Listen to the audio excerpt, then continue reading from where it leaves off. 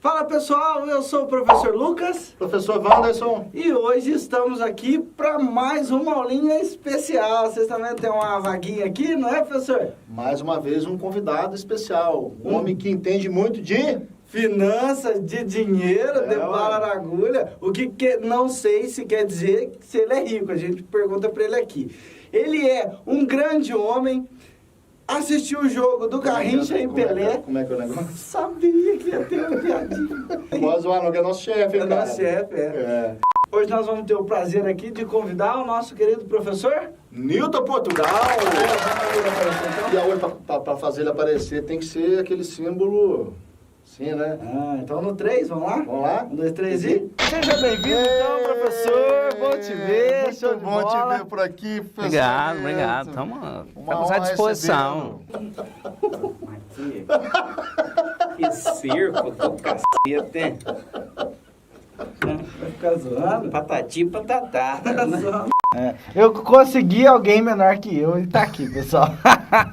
O professor Newton, além de ser um professor dessa área de finanças, ele escreve nessa área, viu, gente? Vocês vão encontrar aí artigos dele nessa área financeira, é um professor há muito tempo aqui na instituição, também passou pelo mundo empresarial, e é a nossa liderança aqui hoje dentro da educação à distância, e é uma honra tê-lo aqui hoje, professor, para falar um pouco de finanças para a gente, dentro do plano de negócios. Quase que eu falo plano de ensino de novo. Todo dia é plano de ensino. Obrigado, gente. Eu só não tenho dinheiro. Então já vou deixar claro aqui que esse agrado todo não vai gerar nem aumento. Aumento sim de trabalho, de serviço é possível, mas aumento e empréstimo, esquece que eu já vou dar a dica para onde vocês vão.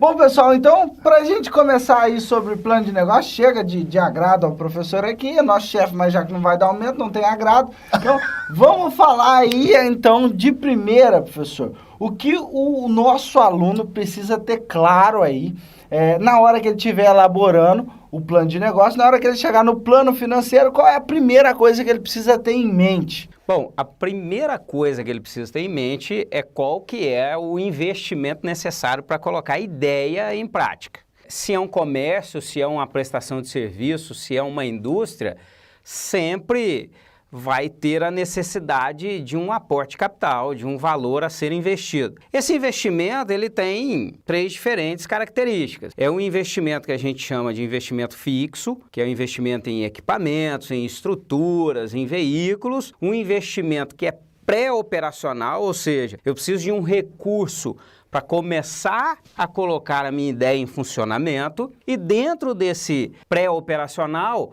a gente precisa considerar o terceiro tipo de investimento que diz respeito ao capital de giro. Ou seja, se o meu negócio ainda vai começar a funcionar e eu preciso de um tempo para isso, então eu preciso de um recurso que me mantenha ou mantenha a operação daquilo que eu pensei minimamente 3 meses, ou 5 meses, ou 6 meses. Esse é o primeiro ponto. Eu posso comentar uma coisa rapidinho aqui, professor? Porque a gente está falando aqui o tempo todo de vocês na questão do plano de negócio. Então, o primeiro aspecto que a gente pensa aqui, a gente sempre está falando aqui, é que isso se pensa quando você vai montar o negócio, né? A importância de se montar o plano de negócio antes de começar. Mas a gente tem falado também constantemente para o pessoal aqui que o plano de negócio ele também pode ser montado por uma empresa que já existe. Já existe, porque perfeito. Tem muita gente que começa... Novos projetos dentro de uma empresa que já... Muitos negócios morrem nessa fase, em funcionamento, né? Porque perfeito. Não pensa no pré-operacional, não pensa no capital de giro, não é? Acaba tropeçando e morrendo na empresa. Você podia falar um pouquinho sobre isso pra gente, né? E de certa forma, se isso não for pensado, professor Wanderson, a utilização de recursos virá de outras áreas que, de certa forma, vão ficar prejudicadas. Então, o plano de negócios, o plano financeiro de um novo negócio, ele acontece ao iniciarmos uma ideia nova, algo que a gente sempre pensou para a gente, ou então um projeto e um negócio novo dentro de uma empresa que já existe. E é importante que se posicione dessa forma assim. A necessidade do investimento vai acontecer nas duas configurações. E essa necessidade segue as mesmas classificações de investimento. Bom, professor, eu acho que você deixou uma turminha ali, tem uma turminha ali que está meio preocupada. Você está dizendo que no primeiro ano eu vou só colocar a grana, mas a perguntinha que deve estar na cabeça ali é e o lucro? E que interessa. Não, o primeiro aspecto a ser pensado num plano financeiro é o investimento. O segundo aspecto diz respeito ao lucro, porque ninguém começa um novo projeto, e você precisa pensar nisso. Nenhuma empresa começa um novo projeto sem pensar em retorno. E o retorno a gente traduz na palavrinha chamada lucro. Antes de falar de lucro, a gente precisa falar de precificação. Então, se o que eu vou propor para o mercado é um produto ou um serviço, esse produto ou serviço ele precisa ter um preço. Esse preço ele tem que considerar, detalhe, os custos e despesas, todos os gastos que são inerentes àquele produto ou àquele serviço que está sendo desenvolvido, que vai ser oferecido, que vai ser colocado para consumo, e aí não só esses custos e despesas, esses gastos, mas também em partes ali desse valor que vai retornar em forma de lucro, que dentro da contabilidade, da administração, da economia, a gente chama de margem de contribuição, ou seja, cada produto ou cada serviço vendido, ele tem que ter partes que vão cumprir os valores que serão despendidos nele, né, no produto ou no serviço, e tem que trazer margens ou o lucro daquele produto ou serviço que está sendo vendido. Quando você resguarda esses parâmetros, você, de certa forma, está pensando nesse retorno, nesse lucro que, após essa estratégia de precificação, e essa precificação, se for um produto inédito, algo inovador, é você quem define, fica mais tranquilo até para estabelecer essas margens de lucro, essas margens de contribuição. Se esse produto já existe ou se esse serviço já é existente, você tem que prestar atenção na concorrência. Aí você já tem um preço que, de certa forma, já se configura no mercado. E aí a inteligência é não fugir desse valor, desse preço que já é trabalhado no mercado, mas trabalhar muito bem os gastos, os dispêndios. Com isso, você garante a praia, o frango assado, a moto, o batuba, seja onde for. E, basicamente, não tem como a gente fugir desse mundo árido, vamos falar assim, da questão da finança. No meio contábil, financeiro, existem fórmulas matemáticas para se achar por exemplo, a questão do lucro. Como é que funciona isso? O lucro ele vai trabalhar assim. Primeiro, a precificação. Existem, sim, métodos e fórmulas matemáticas que trabalham essa constituição. Lá no nosso guia tem todos esses métodos, toda essa matemática, que é muito simples, ela é muito tranquila de ser trabalhada. O lucro, ele precisa ser pensado da seguinte forma. Existe uma outra relação, que é a relação do volume de vendas, da quantidade que vai ser vendida. Porque uma coisa é você garantir uma margem de uma única unidade, horas de serviço prestado.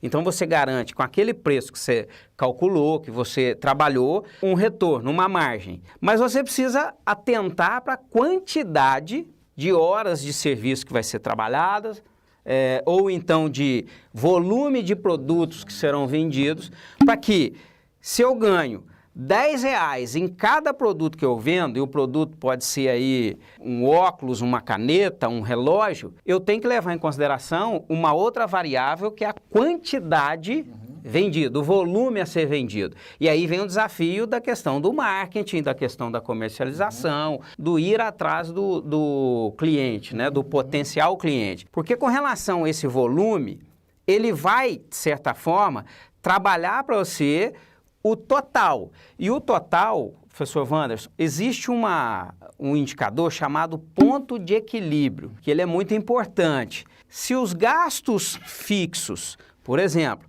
um aluguel, a sua retirada do seu próprio negócio, for da ordem de R$1.000, por exemplo, se você tem aluguel, a retirada e mais alguns gastos da ordem de R$1.000, e se em cada produto você ganha R$10, então você precisa de minimamente 100 produtos vendidos, 100 volumes ali, unidades daquele produto, para que você cumpra o mínimo necessário para a sobrevivência. Para ficar no zero, professor. Para ficar no zero. Agora, ninguém investe, ninguém sai para o mercado para ficar no zero. Todo mundo quer resultado, quer lucratividade, rentabilidade. E aí, por isso que a gente precisa, a partir desse ponto de equilíbrio, estabelecer desafios e metas maiores. Se eu preciso vender 100 e vendo 200, significa que eu, de certa forma, estou na zona de lucro e já estou tendo, sim, ganhos ali, os meus frutos com a minha ideia, com o meu produto ou com o serviço. Show de bola, professor. Perfeito. Excelente. Uma pausa aqui, peraí.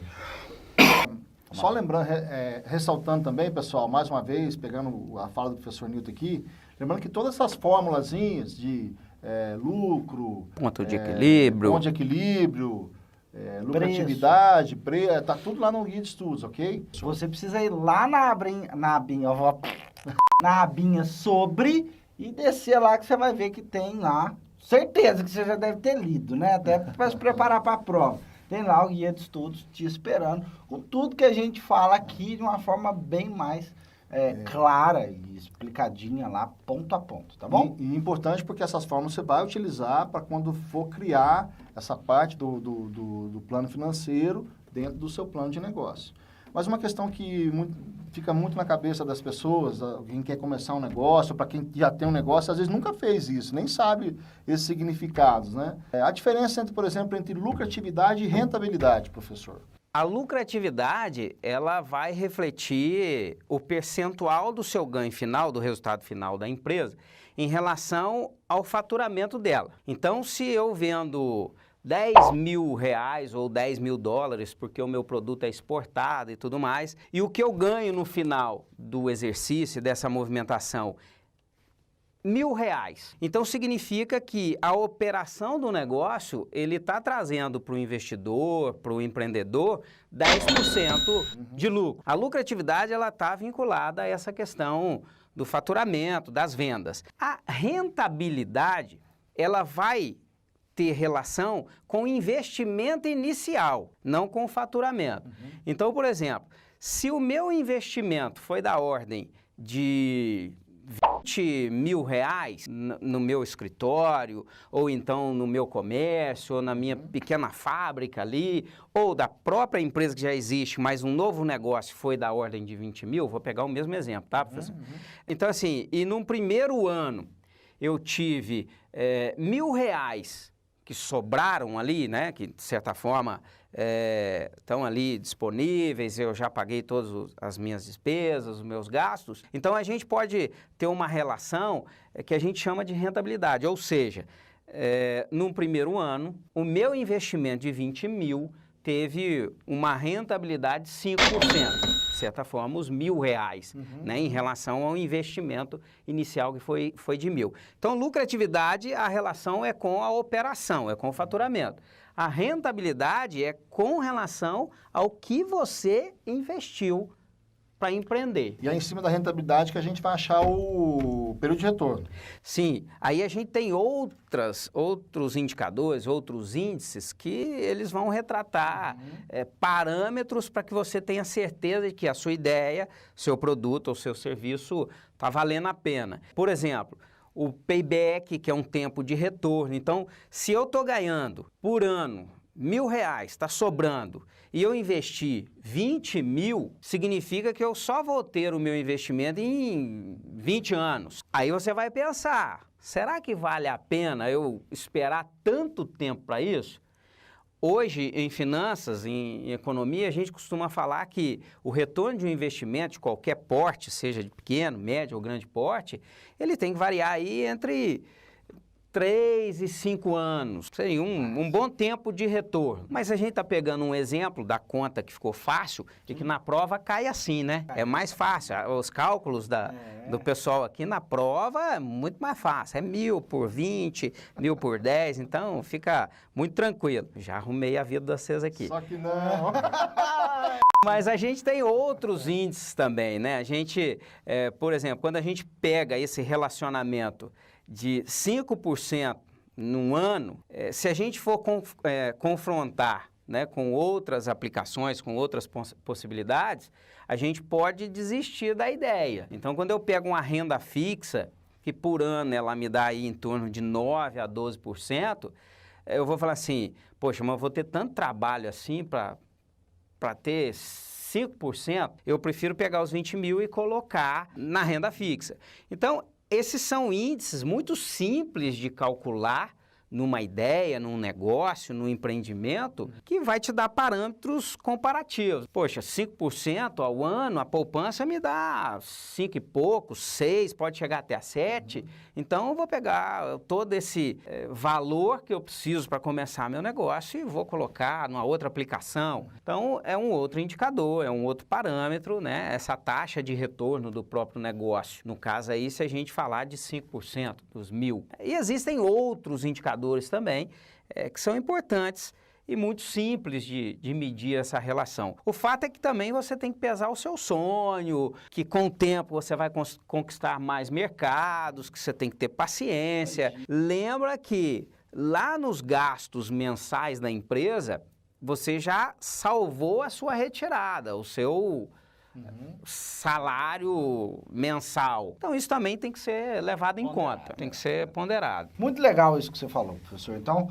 olha só, pessoal, só para análise da viabilidade possibilita você determinar ali a partir de um estudo se compensa você arriscar aquele dinheirinho que você guardou. Lembra do risco calculado que nós falamos? Tá aí, ó, uma ferramenta para você calcular se de fato vale a pena você investir naquele negócio, você minimizar aí sua perca, não é isso, professor? Isso mesmo, essas perdas, elas são calculadas e possíveis até antes do projeto acontecer. Se isso acontece no papel, você pode evitar essa tristeza no futuro. São matemáticas simples, são cálculos simples, e que é preferível você perder ainda numa fase de estudo, ou então corrigir rotas, porque quando você está estabelecendo a quantidade de vendas que você vai ter, qual que é o mercado em potencial e tudo mais, e se essa projeção te indica uma decepção lá na frente, não quer dizer que você vai desistir do seu sonho. Você pode também voltar e ajustar a rota, ou seja, reduzindo custos, reduzindo despesas ou aumentando o desafio das vendas, porque são variáveis que ainda acontecem numa fase de estudos, né, de maturação, ainda não começou o jogo. A gente está no treino, está colocando no papel. Passada essa fase, começou aquelas metas, aquele gerenciamento, aquela importância do controle, precisa acontecer para que você tenha sucesso e lembre dos pobres professores, muito amigos, né? Principalmente quando ficarem ricos aí, não esquece, né? Legal, viu? Perceberam, pessoal? A importância do planejamento lá de trás, desde o sumário executivo até a aula de hoje. Nós fechamos todo um raciocínio aí, estamos praticamente no final do plano de negócio, temos mais uma aula para fechar, e aí a importância de todo o planejamento, inclusive para corrigir rota, não é isso, professor? É isso aí. Lembrando que tem lido bastante artigos, o próprio professor Nilton, que é um escritor nessa área. Saúde financeira hoje, né, professor? Sustentabilidade financeira hoje é fundamental para o sucesso de qualquer negócio. Então, e para a pessoa também, até na vida pessoal, né? As suas finanças também. Você analisar essa questão de quanto está entrando e quanto você está gastando, aquela questão de gente que fica no vermelho, é porque está gastando mais do que entra, né? Então, essa questão de sustentabilidade financeira é fundamental. Tudo aquilo que a gente viu até agora, dentro do plano de negócio, vai pelos ares se chegar agora e falar assim, não é viável o meu negócio. No estudo agora, verificar que não é viável, né? Então, estudar isso lá no guia de estudos, né? Rever essa aula quantas vezes for necessário e efetivamente aplicar isso quando for montar seu plano de negócio. Importantíssimo, tá? Pessoal, para fechar, não é ruim você chegar ao final do plano de negócio ou no plano financeiro e identificar que a ideia não é viável. Não é ruim. Essa informação que você precisava para salvar o seu dinheirinho. Mas você também pode voltar e corrigir rotas, ok? Bom, vamos agradecer aí a presença do nosso querido professor Nilton. Obrigado aí pelo tempo cedido. À disposição. À disposição. Obrigado demais, professor. Sorte pro seu Botafogo. Bom, galera, era isso, professor? É isso. Obrigado demais, professor Nilton, mais Valeu. uma vez. Grande abraço a todos aí. Fica com Deus, gente. Até a próxima semana, galera. Valeu. Tchau. Um abraço. Dá um aumento pra mim, hein?